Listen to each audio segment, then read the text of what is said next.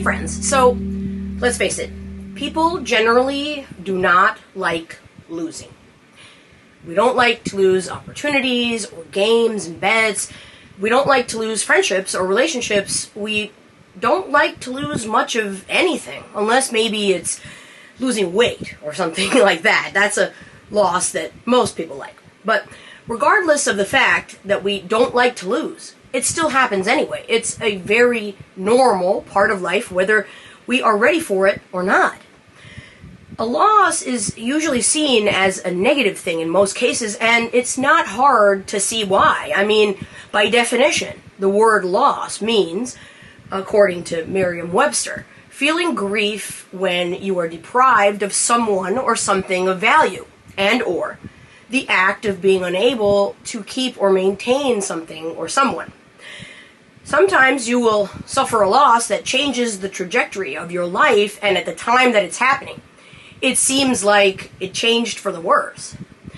An example would be something like losing a job or going through a difficult breakup, etc. But later on, with some time and space, you come to find out that you were wrong about that. You figure out that it actually changed for the better.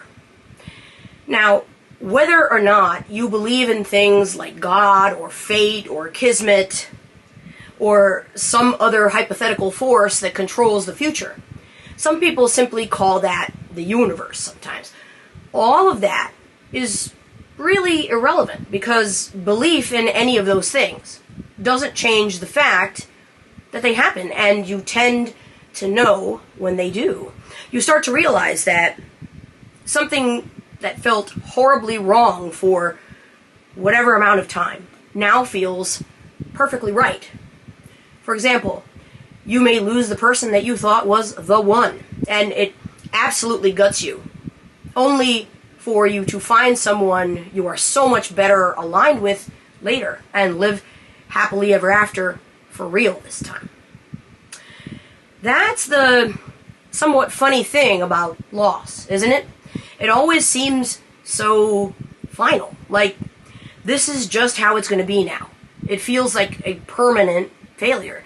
But more times than not, it's not even actually a failure at all. It's a course correction. It was just disguised as a disappointment. And friends, when you see things this way, I think it can really help you reframe your thinking on why things happen the way that they do sometimes. Losing something does not always mean you have lost. It can actually mean you have been set free. Life just seems to work that way many times. It does that course correction. It redirects us, even when we are being dragged kicking and screaming down that alternate path. A funny thing tends to happen after that. And I mean funny, strange, not funny haha here. Time passes, and you start to try to make some kind of sense of things. You begin to understand that you can't change what's happened, so you ease yourself into a sort of acceptance.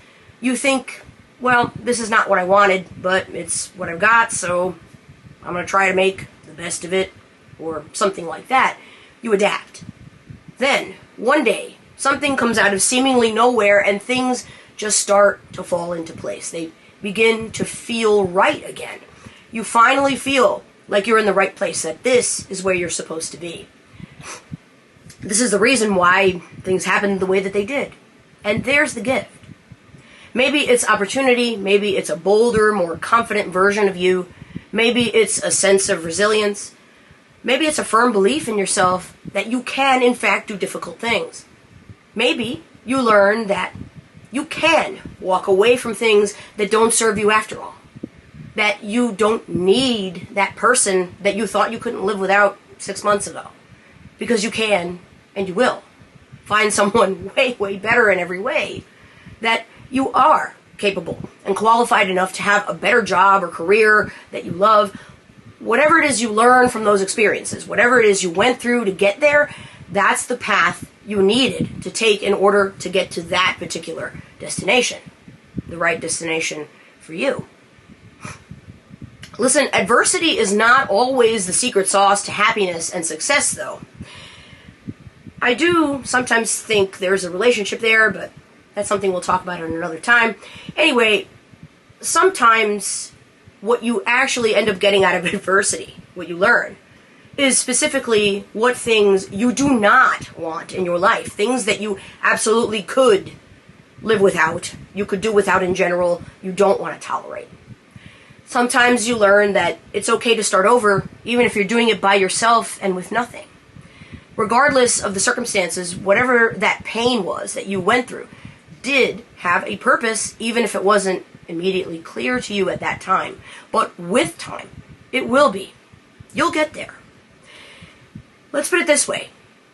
If you can give some show on Netflix, a whole season or 2 or 3, many hours of your time, because somebody told you it eventually gets better, then you can certainly do that with your life too, right?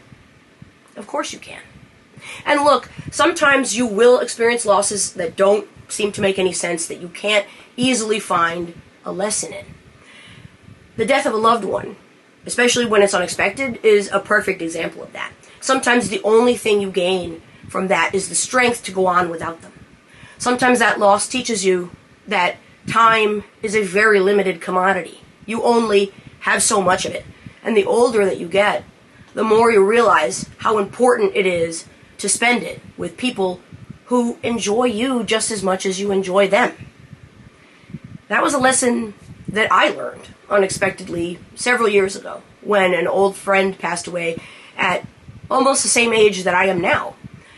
In my struggle to understand that loss, I realized that way too many years had passed since I had seen her, and now that opportunity was not available to me anymore. So, to make a long story short, it changed how I prioritize my time with the people that I love, no matter what the distance is between us. That realization and that shift was a lesson that I didn't even know I needed. So, getting back to the point of this message, friends, when you're sitting around with a sense of loss that is profound, one that you cannot see any good in right now, remind yourself of these things. You haven't failed. You are being redirected towards a different win. You haven't been rejected. You're being rerouted. You don't have an empty space. You are making space for something better that is a better fit. You didn't have the door slammed in your face. If it was, then that wasn't your door. You're being directed to the one that is, and it will swing open for you. I know. These are things that you do not see when you are in the midst of that loss, when you are struggling with the pain from it, when you are constantly asking yourself, how the hell am I going to go on after this? This wisdom is something that you only get in hindsight. And that will come because it always does. You have to hold on to the fact that whatever redirection you went through, it saved you from the life that wasn't meant for you.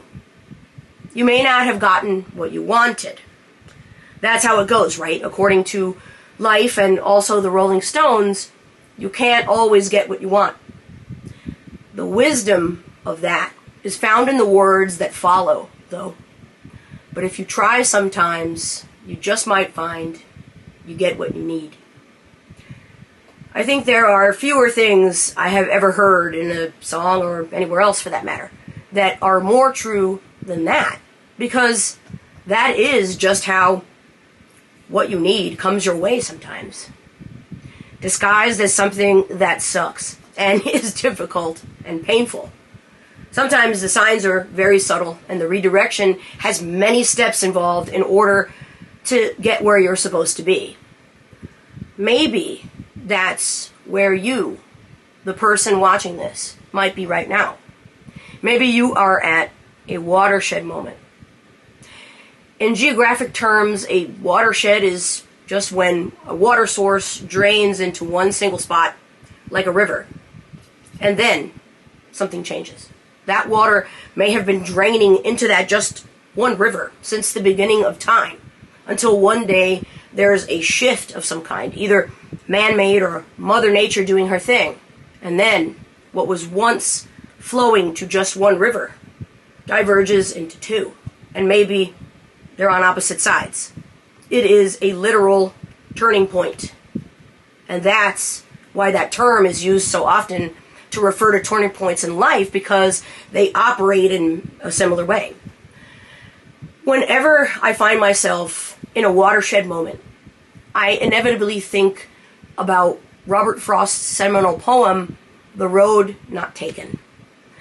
It's been one of my favorite poems since high school because I love the imagery it invokes. And honestly, the older I get, the more I really appreciate its message, especially the last stanza. Two roads diverged in a wood, and I took the one less traveled by, and that has made all the difference. I'll leave you with that because nothing I can say can top Robert Frost. I invite you, though, to think about what those words mean in your life, what they have meant when you have made choices at your watershed moments, and what it could mean the next time you find yourself in one. I'd be willing to bet that, even if you don't see it right now, you'll eventually figure out that that second road, even if it's not one that you chose yourself, is, in fact, going to make all the difference. That's all I've got for you this week. I'll be back next week with another priority message. Until then, take good care of yourselves. Bye.